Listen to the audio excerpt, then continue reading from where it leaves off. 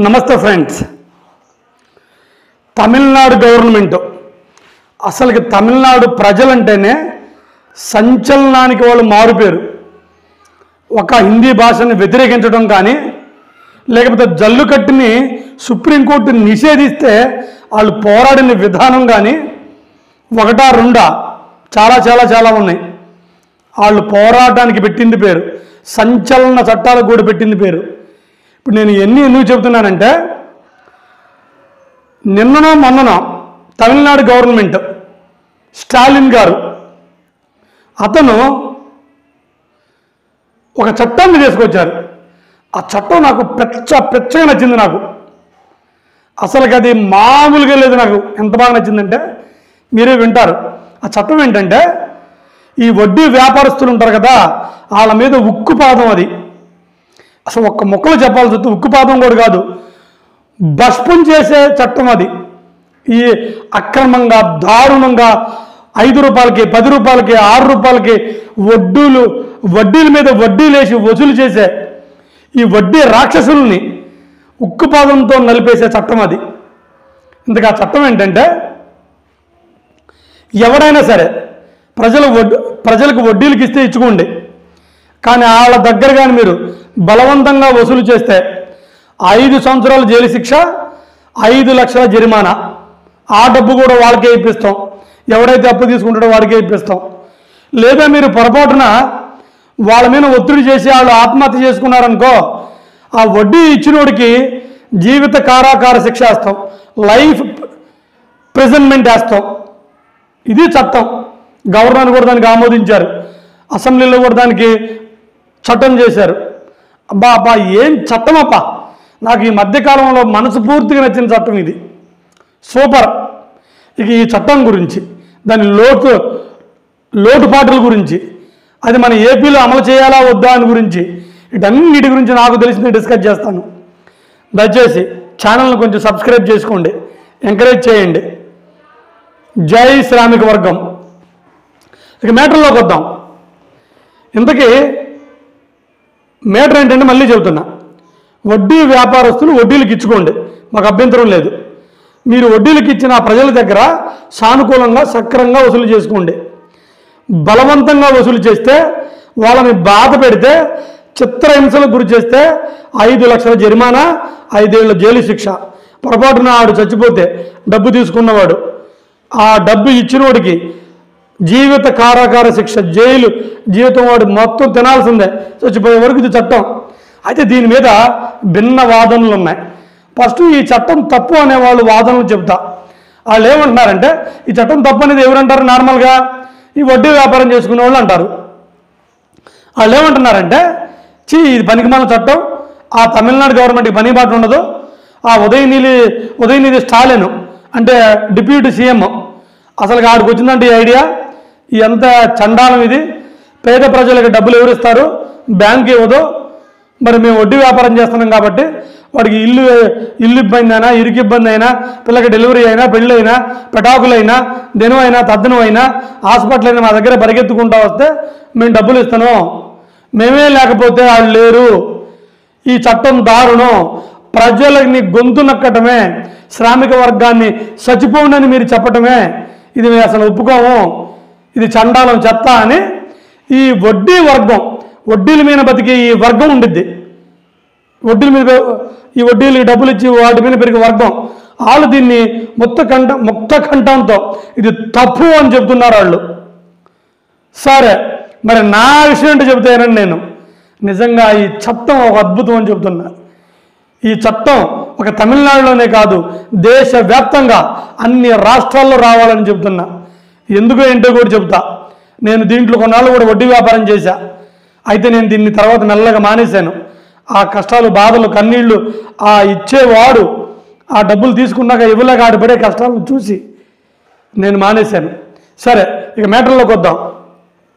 నేను ఈ చట్టం మంచిదని చెబుతున్నాను. ఫర్ ఎగ్జాంపుల్కి వడ్డీ వ్యాపారం ఎంత ఇంట్రెస్ట్ పడిద్దండి? 5 రూపాయలు 6 రూపాయలు పడుతుంది. సరే, దీన్ని ఇలా ఉంచుదాం. 5 రూపాయలు 6 రూపాయలు వడ్డీ కరెక్టే సార్? కరెక్ట్ కాదు. ఇది ఎందుకు కాదో చెబుతానండి. దీంట్లోకి వచ్చే వాళ్ళందరూ కూడా ఇంటర్ డిగ్రీలు అయిపోయిన వాళ్ళు వస్తున్నారు. వాడికి చదువు సరిగా రాక ఏం పని చేయాలో తెలియక కాదు ఎలాగైనా ఈజీగా బతకొచ్చు అనే ఒక చీప్ మెంటాలిటీ ఉన్న వాళ్ళందరూ దీంట్లోకి వచ్చేస్తున్నారు. నిజంగా న్యాయంగా ధర్మంగా వడ్డీ ఒక ఇన్స్టిట్యూషన్లు పెట్టి చేసేవాళ్ళు నో ప్రాబ్లం, వాళ్ళు ధర్మంగా న్యాయంగా ఉంటారు, 2 రూపాయలు 3 రూపాయలు తీసుకుంటారు. కానీ అధర్మంగా వచ్చేవాళ్ళు ఉంటారు, వాళ్ళు చాలామంది పని బాట లేకుండా దీంట్లోకి వచ్చేస్తున్నారు. ఇంకా వాడికి ఉన్న ఇల్లు వాకిలు బంగారమో పెట్టేసి తాకట్టు పెట్టి బ్యాంకులో ₹1 ఎంత వడ్డీకి తెచ్చేసుకొని దీన్ని జనం మీద పెట్టేస్తున్నారు. జనం మీద కూడా వాళ్ళ దగ్గర పాపం పేపర్లో అన్ని రాయించుకుంటున్నారు, 10,000 20,000 30,000 వడ్డీల మీద వడ్డీలు ఆయన్ని గుంజేస్తున్నారు. వాళ్ళు ఇవ్వకపోతే వాళ్ళని బండబూతులు తిడుతున్నారు, అమ్మనాబూతులు తిడుతున్నారు. వాడు ఏం చేయాలో తెలియక ఒకసారి సూసైడ్ చేసుకుంటున్నారు. దీనికి ఎవరండి బాధ్యత? సరే మనం అనుకోవచ్చు, మీరు అనుకోవచ్చు సార్ మరి బ్యాంకులు కూడా వడ్డీకి ఇస్తాయి కదా అని. బ్యాంకులు ₹5 ₹6 వడ్డీలకి ఇస్తాయండి? ఇవ్వవు కదా. సరే మీరు అనొచ్చు సార్ మరి మేము వడ్డీలు ఇవ్వకపోతే వాళ్ళ పరిస్థితి ఏంటని. ఏమంటే మీరు ఈ పిచ్చి కబుర్లు చెప్పొద్దు. వడ్డీలు మీరు ఇవ్వకపోతే మీరు మహాది 20 ఏళ్ళ నుంచి మీరు స్టార్ట్ చేశారు ఇల్లు తిరిగి వడ్డీలు ఇవ్వడం ₹5 6 అప్పుడు వడ్డీ వ్యాపారాలు లేవు కదండి. ఒక 30 ఏళ్ళ క్రితం వాళ్ళందరూ బతకలేదా? బతుకుతారు.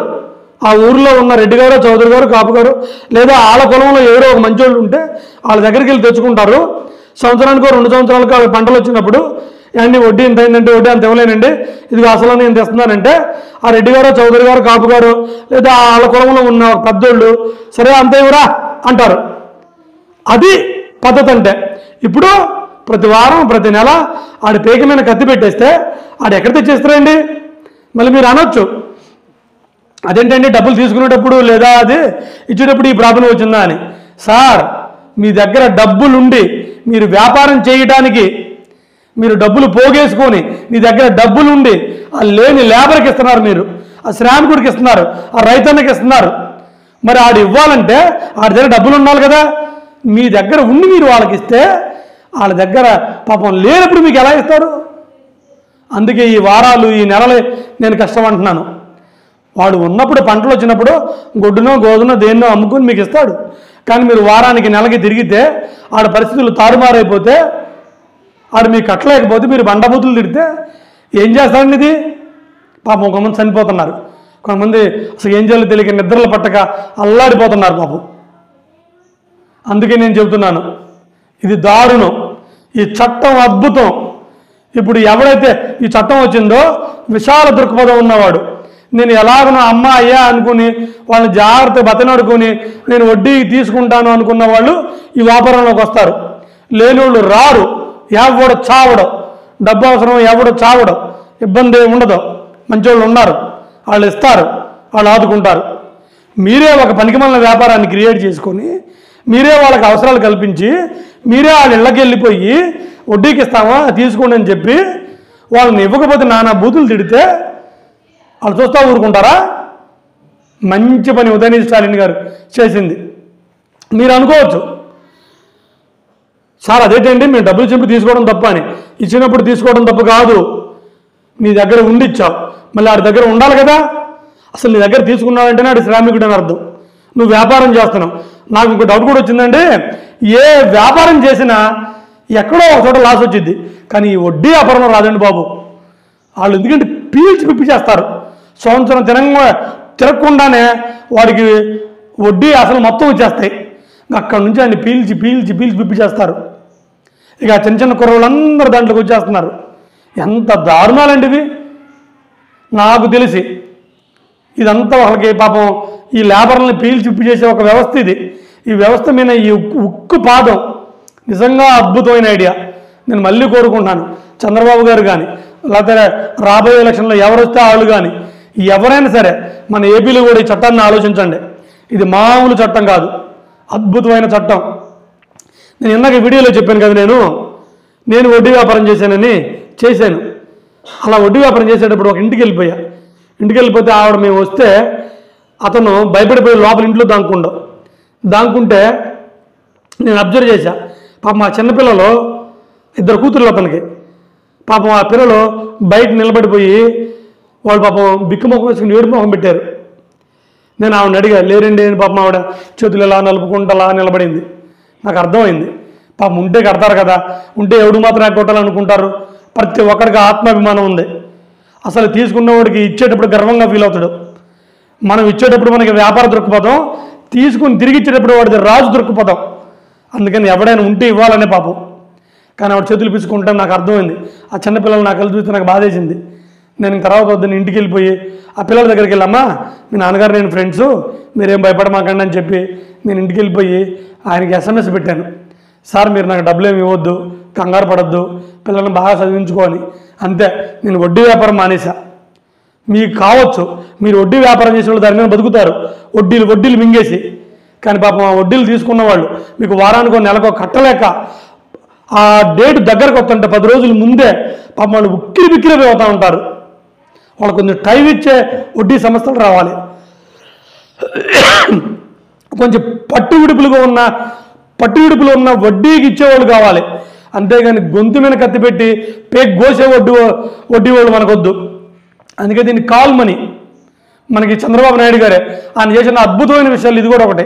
ఆయన 2014లో వచ్చినప్పుడు కూడా కాల్ మనీ కేసు కింద విజయవాడలో కూడా మనకి దౌర్జన్యంగా జరిగితే అతను ఆ కాల్ మనీ వాళ్ళందరినీ అరెస్ట్ చేసి చాలామందిని ఈ చట్టం కూడా తేవాలనుకున్నారు. కానీ ఎందుకు తేలేకపోయారో నాకు తెలియదు.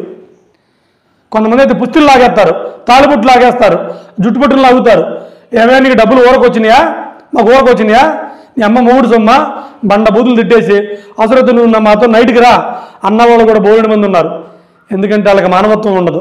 వాళ్ళకి తెలిసిందల్లా ఒక్కటే, చదువులు సగలం ఆపేసి బంగారాల్లో పొలాలు ఇళ్ళు తాకట్టు పెట్టి ఆ డబ్బు తీసుకొచ్చి ఈ జనం మీద పెడతారు. ఇది బాగా సరదాగా ఉందిగా వీళ్ళకి. బైక్లు వేసుకుని మందులు వేసుకుని తిరిగి ఇంత చాలామంది పేదల కడుపు కొడుతూ వాళ్ళని భయానికి గురి చేస్తూ ఈ వడ్డీ వ్యాపారస్తులు వాళ్ళ దగ్గర రక్తాన్ని పిలిచి చేస్తున్నారు. న్యాయంగా 2 రూపాయలు 3 రూపాయలు తీసుకుంటే పర్వాలేదు, 5-6 రూపాయలు. ఇలాంటి 5-6 రూపాయలు తీసుకునే అక్రమమైన వడ్డీ వ్యాపారులందరికీ ఇలాంటి చట్టం వర్తింపు చేయాలని మనస్ఫూర్తిగా కోరుకుంటూ, శాతనైతే మన ప్రభుత్వం కూడా, మన కూటమి ప్రభుత్వం కూడా ఈ వైపు అడుగులేస్తే నేను చాలా ఆనందంగా ఫీల్ అవుతాను. జై శ్రామిక వర్గం. నమస్కారం.